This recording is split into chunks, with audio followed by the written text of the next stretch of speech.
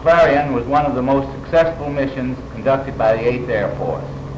Clarion was designed to give the German transportation system a paralyzing blow with the minimum loss to ourselves. For a considerable length of time, we worked on plans which would most effectively disrupt the flow of men and materials to the fighting fronts by conducting a series of attacks against vital points in the German transportation system. We knew that if sufficient damage could be done in 1, 2, or 3 successive days, the immediate disruption and the paralysis that would follow such attacks would have a material bearing on the fighting on all German fronts. On first consideration, the best way to accomplish this would be to attack large rail centers such as Hamm, Kassel, Frankfurt, Leipzig, Berlin, or scores of others. But these yards are large. For example, Hamm is almost 2.5 miles long and about a half a mile wide. They're so large that any one of them would absorb anywhere from 1/3 to all of the effort of the 8th Air Force on any one operation. Furthermore, they're so numerous that our desired objective could not be achieved in 2 or 3 days. In other words, operations against these yards are really of a long-term character. The long-term effect is gained by destroying the railroad station, repair facilities, signal equipment, as well as military supplies that may be in the rolling stock in the yard at the time of attack. We knew that the Germans had a limited number of repair trains, and we believed that if we could disrupt his secondary rail centers between western and central Germany at some 40 or 50 points, we would severely tax his capability of making early repairs. We therefore felt that attacking the secondary rail centers would give us greater promise of attaining an immediate effect against his entire transportation system. We also appreciated the fact that the heavy anti-aircraft defenses at these secondary rail centers was almost nil. Therefore, we would keep our losses at a minimum and would also be given greater latitude in bombing altitude. When the weather forecast on the night of 21st of February indicated 2 successive days of good weather, the plan was put into operation by Schaeff and Ustav. 43 primary targets lying within the area bounded by Nuremberg, Hamburg, and Berlin had already been selected. They were selected on the basis of their importance within the German transportation system, and successful attacks against them would disrupt and interdict the rail lines in an area of 30,000 square miles. The next morning, Washington's birthday, a force of 1,372 heavy bombers, escorted by 677 fighters, went in to attack 25 of the assigned primaries. However, due to weather conditions in the target areas of the 3rd Air Division, their targets were abandoned in favor of 11 secondary targets, also marshalling yards. In all, the 8th Air Force attacked 29 targets, dropping a total of 3,895 tons of bombs. Good navigation resulted in the bombers and fighters making good their planned routes and rendezvous. NORTHEIM marshalling yard. 48 bombers dropped approximately 125 tons on the NORTHEIM marshalling yards. Numerous patterns burst squarely on the yards at several points. Lines were cut in numerous places, and the rolling stock facilities and junctions were heavily damaged. BAMBERG marshalling yards. The BAMBERG yards were bombed through 10/10 of cloud by 64 bombers, which dropped 50 500-pounders on the targets. The results were unobserved due to cloud coverage. ANSBACH marshalling yards. 420 tons of bombs were dropped on the ANSBACH yards by 143 bombers with good to very good results.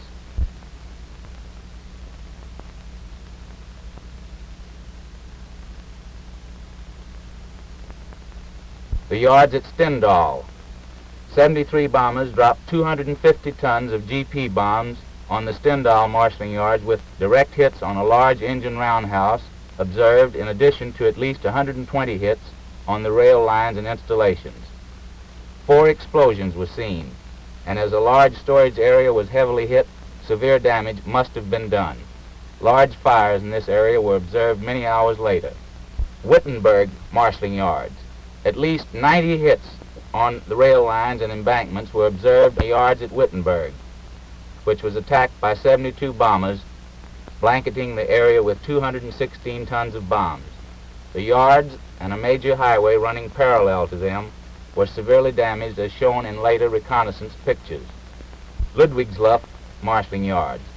The main station at LUDWIGSLUST and large storage buildings nearby received direct hits and were seen burning by the 48 bombers which dropped 136 tons in this area. 70 hits on the rail lines, derailed railroad cars and 2 rail bridges were also severely damaged. ULZEN marshalling yards. The marshalling yards at ULZEN received 250 tons of bombs from 73 bombers. 6 concentrations fell in the target area. 325 bursts were seen on the rail lines and 4 intense fires were started, including the roundhouse and a large warehouse which received direct hits.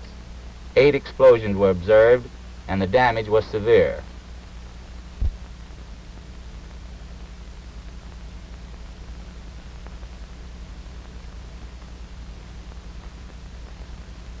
The yards at Lüneburg. The marshalling yards at Lüneburg were hit by 39 bombers which dropped 115 tons. 3 concentrations fell in the target area. 200 bursts hit the rail lines and installations, including the roundhouse and large warehouses. 2 rail bridges and 1 road bridge were hit, and there was an intense explosion among oil tankers in the yards. In the attacks on the following day, February 23rd, 1,211 heavy bombers attacked a total of 18 primary targets, including those that were weathered in the day before. Accompanied by 492 fighters, the heavies dropped 3,316 tons of bombs on these targets. ELLIGEN marshalling yards. 25 bombers laid down 70 tons of bombs on the ELLIGEN yards. 120 bursts were seen in the traffic center, which caused severe damage.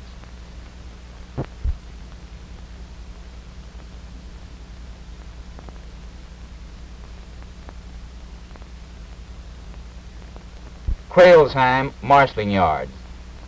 300 rail cars were in the target area at CRAILSHEIM when hit by 114 tons of bombs from 52 bombers.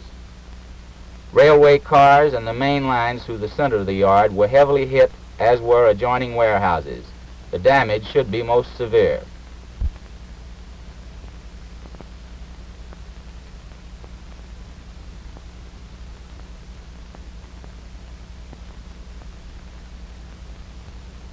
WURZBURG marshalling yards and railway station.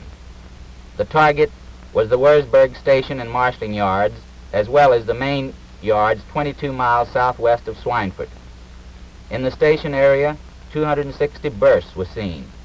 2 roundhouses, 2 turntables, the station building, and repair shops all received several direct hits, and the damage was severe. 120 bursts were observed in the main yards. 70 direct hits on the rail lines at the main switch point caused severe damage, with direct hits also damaging 10 adjoining factory and repair buildings. Statistics for the 2 attacks are impressive. In the 2 days, a total of 2,583 bombers put down 7,211 tons of bombs, all 500-pounders, with good to very good results. The 1,409 fighters escorting the bombers immobilized 104 locomotives and destroyed 31 oil tank cars, 55 railway vans, and 35 supply trucks, in addition to 13 planes destroyed in the air and 30 more on the ground, with many more damaged. Although this presentation deals only with the 8th Air Force, Clarion was a combined operation carefully planned and timed to integrate the efforts of all air strength available, with the 1st Tactical Air Force, the 9th Air Force, 2nd Tactical Air Force, and the RAF Bomber Command also participating on 22 February.